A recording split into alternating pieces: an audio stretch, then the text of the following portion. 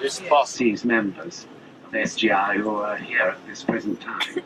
So whereas yesterday was a meeting aimed towards the Soka Gakkai members in Tokyo, today is a meeting aimed towards you. So it should be an interesting one. And the second thing, last night I received a message from Sensei to say that he was so delighted with the gift which you all contributed towards, which was a length of material. Have you heard that? Oh, well, it was a length of suit material, which we bought in London. It was a really beautiful quality, and he was just so delighted. And apparently, one of his secretaries told me that he called immediately for someone to get it made up. So it was a great and successful gift for him. And the third point is that unfortunately I can't talk in great detail yet about the point which I gather some of you have a big question mark in your mind about, which was in terms of the relationship between the priests and the laity in his speech yesterday. Unfortunately, the machine I had only worked on the Chinese language and the Spanish language, so it didn't help very much. But anyway, I've often found, listening to Sensei, that it's in a way almost preferable, even though you don't know exactly what he's saying. You can get an awful lot out of it by just feeling his spirit and feeling the reaction of the members to what he's saying and so on. So I didn't feel I was suffering too much. But, on the other hand, apart from a brief resume from Kazo Fuji after the event, I don't know the details. But what I wanted to make clear to you was, because maybe it takes a little understanding, is the relationship between the priests and the laity from the point of view of Nichiren Daishonin's Buddhism, because it is totally different to the relationship between the priests and laity in, as far as I'm aware, any other religion. And Nichiren Daishonin made this very clear in the Gosho, this difference, when he said that the priests and the laity were absolutely equal before the Causton. In other words, what he was saying was, in no way should the priests ever stand between the laity, the layperson, and the object of worship, which is the Causton. So this is also very meaningful from the point of view of maintenance of the purity of the teachings. So if you learn more and more about the history of Nichiren Shoshu Buddhism over the last 700 years, you'll find that there have often been arguments and strained relations between the priests and the laity. This is because both are trying to carry out their roles exactly as Nichiren Daishonin's taught. So he made it clear that the priests should always guard the treasures of Nichiren Shoshu, which of course the greatest being the Daiga Honson enshrined at the head temple, and the original Gosho, as written by Nichiren Daishonin, and the fact of guarding it from the point of view of the maintenance of the purity of those teachings in the actions, of course, of the priests themselves, but also of the lay society. So this is the role of the priests. The role of the laity is basically to look after themselves in developing and deepening their own faith, and of course spreading the teachings to others. So all through the history there have been these struggles from time to time between priests and laity. In the end, those struggles are always something to do with one or the other wanting to dominate the other half. And this is a most crucial function, and one could see the wisdom of Nichiren Daishonin in this, and in his clear statement about the equality of both, because it is through that struggle that the purity of the teachings has been maintained down through all those centuries.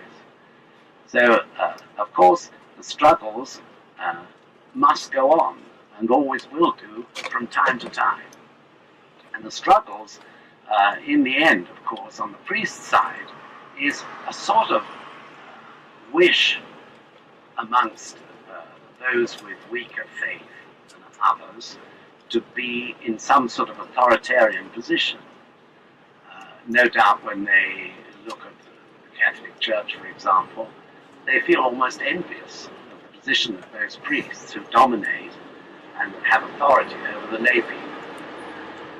Equally, on the other side, of course, the lay people may wish to dominate the priests, and that, of course, is equally wrong. So this struggle goes on and on and on. It's been going on for 700 years, and it must go on. Of course, everyone tries to avoid it, but it must go on, because that is how everything is kept so pure.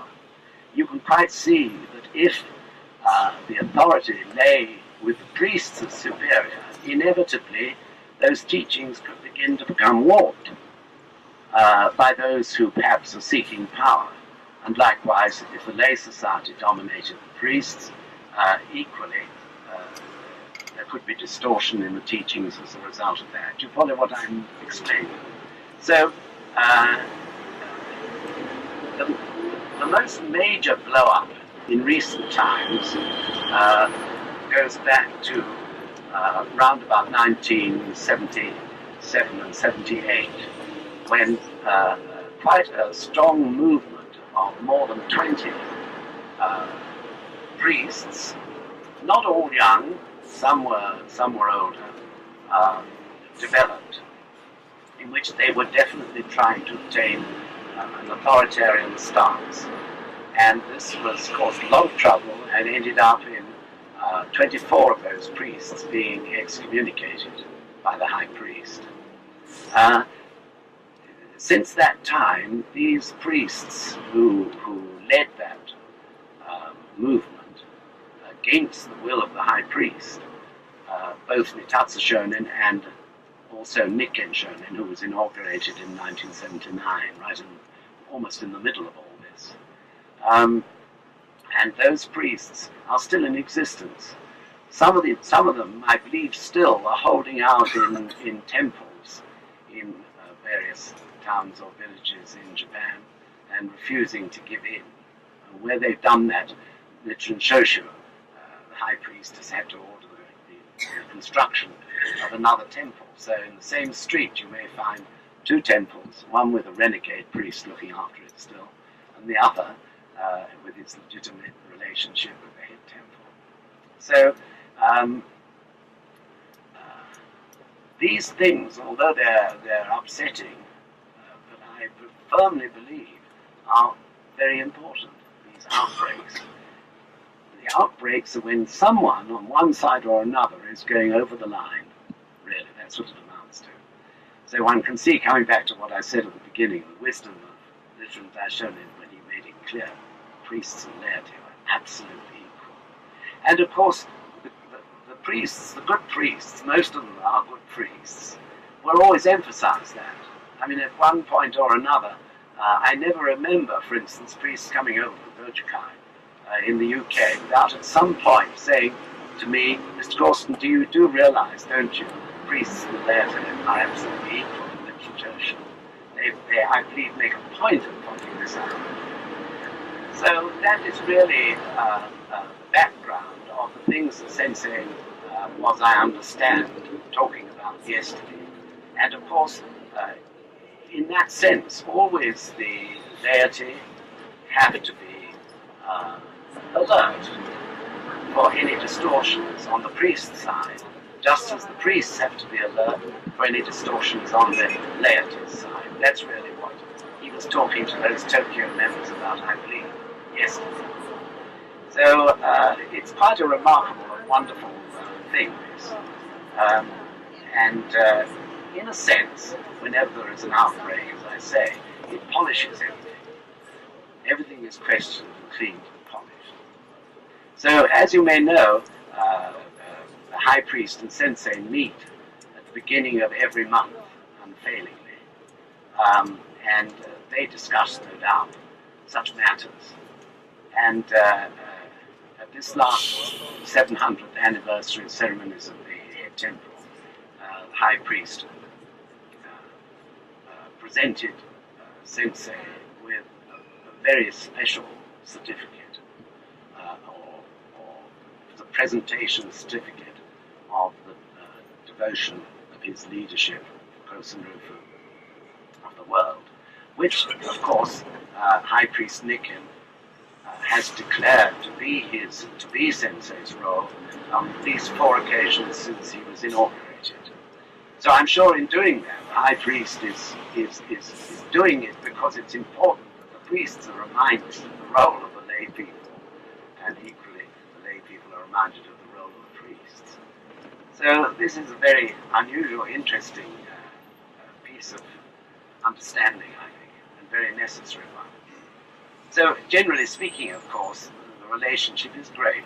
One always gets every so often. Basically, priests have not done their human revolution and not challenged their lives as they should have done, just the same as we can get lay people or lay leaders who have not really challenged their human revolution. So even in that sense, the priest is totally equal to us. It's no good imagining that because he wears robes he's something special. He's not. And he'd be the first person to tell you that if you asked him. It's just that for his particular function he has to wear robes. Is that clear? Yes. But I think the more one thinks about it, the more one realizes how extraordinarily wise this was of Nichiren Daishonin to make this so abundantly clear, which he did in several dosha. Okay, everyone. Great. Good. Well, anyway, enjoy today. I'm sure it'll be lovely. Thank you very much.